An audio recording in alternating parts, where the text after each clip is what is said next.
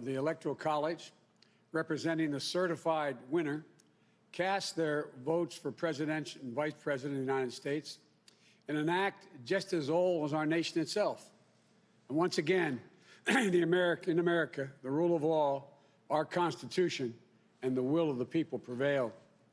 Our democracy pushed, tested, threatened, proved to be resilient, true, and strong.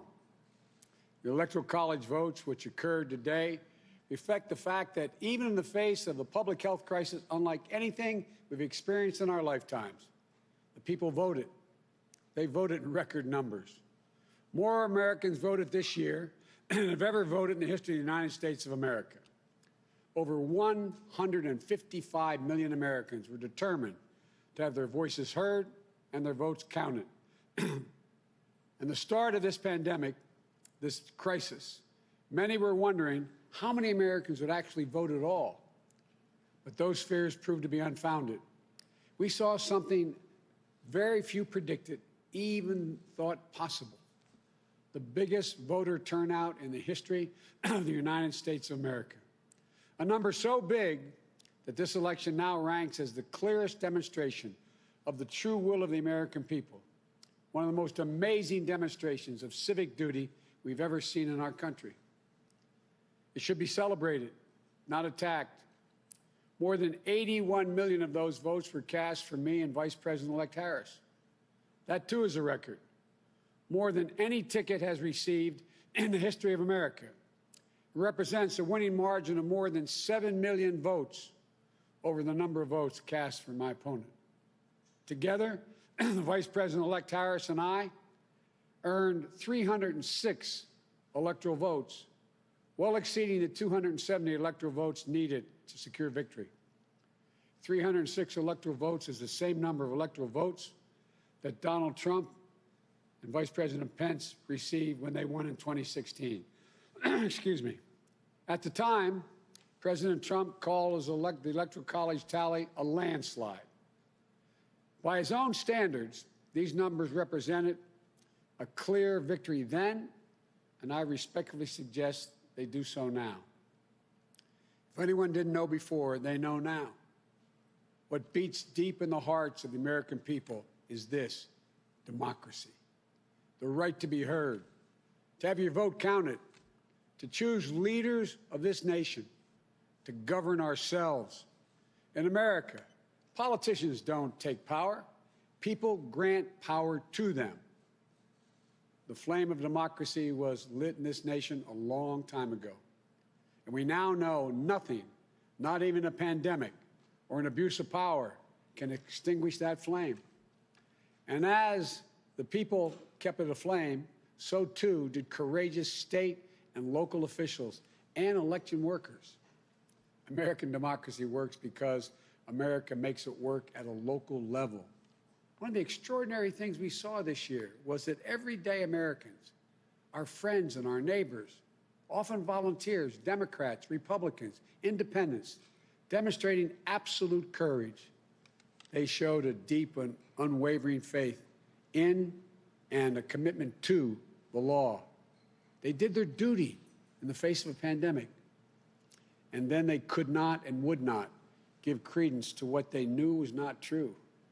They knew this election was overseen by them, it was honest, it was free, and it was fair.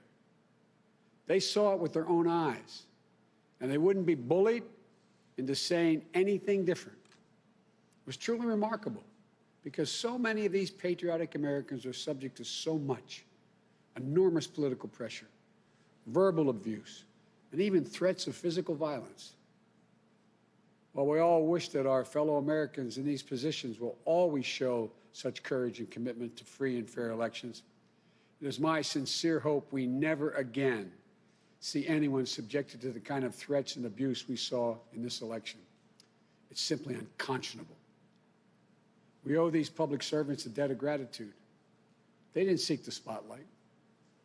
You know, and our democracy survived because of them, which is proof, once more, that it's everyday Americans infused with honor, character, and decency that is the heart of this nation.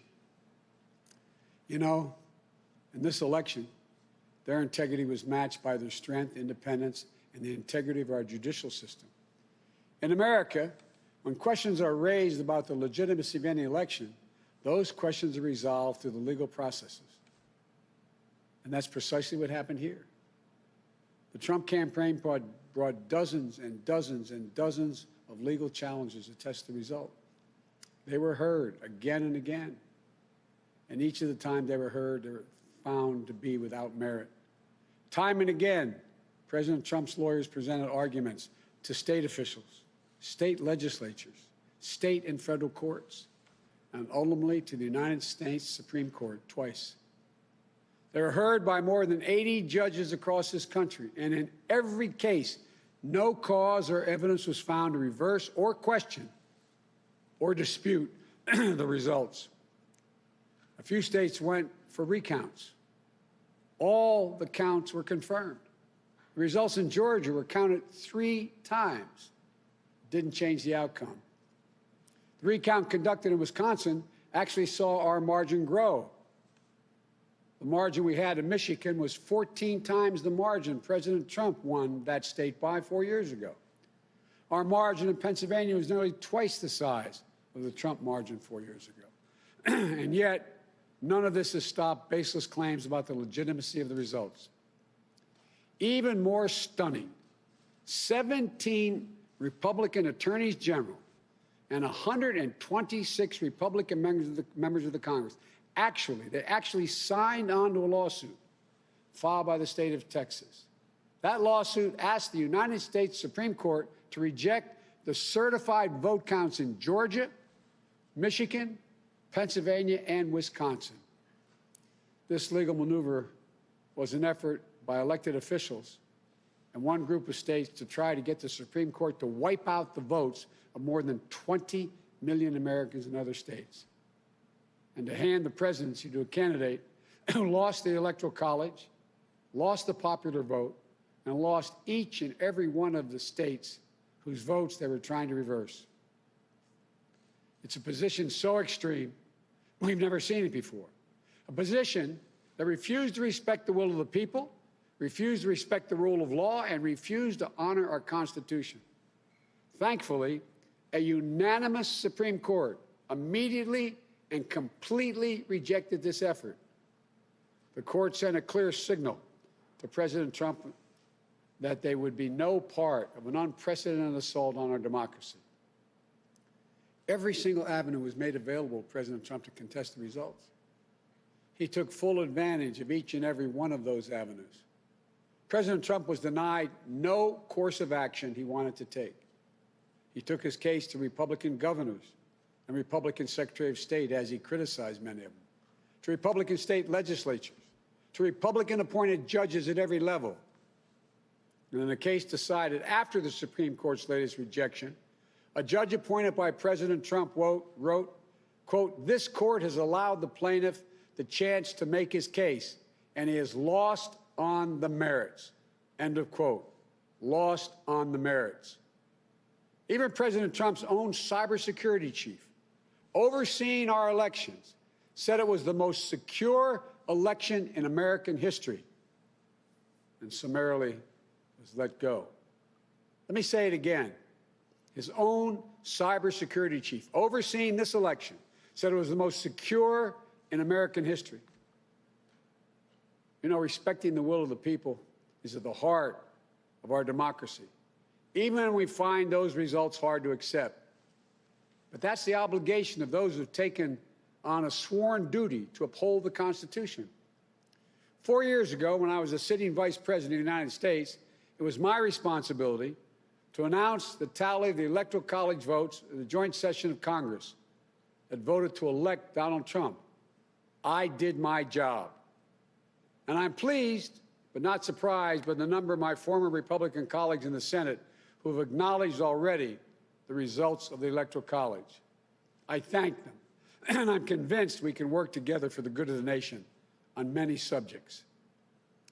That's the duty owed to the people, to our Constitution, to our history. You know, in this battle for the soul of America, democracy prevailed. We, the people, voted Faith in our institutions held. The integrity of our elections remains intact. And now it's time to turn the page, as we've done throughout our history, to unite, to heal. As I said in this campaign, I will be president for all Americans.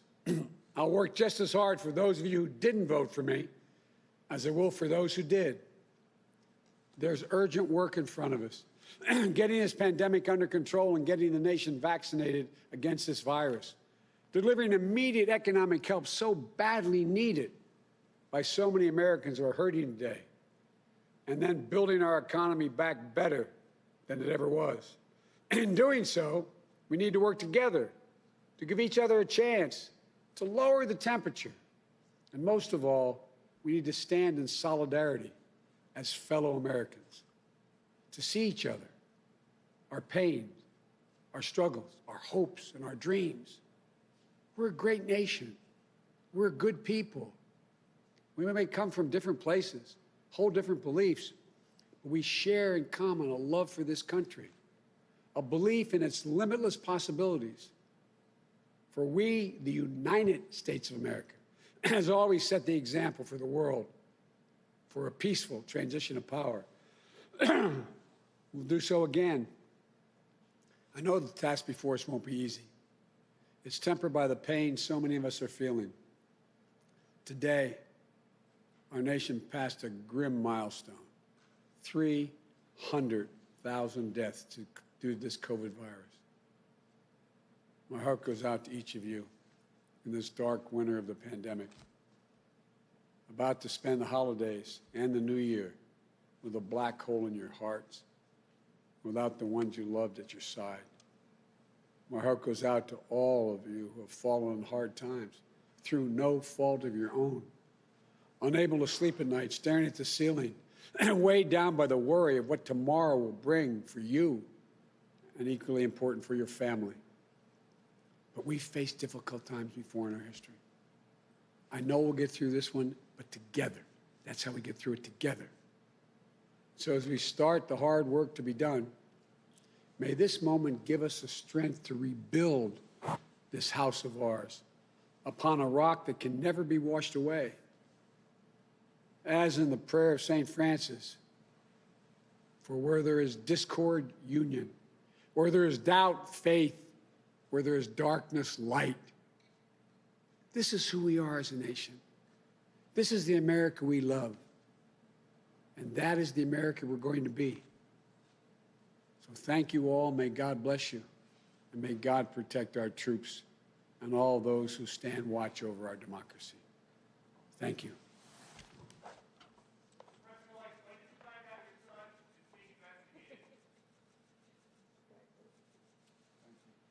Thanks for the congratulations. Appreciate it. Thank you.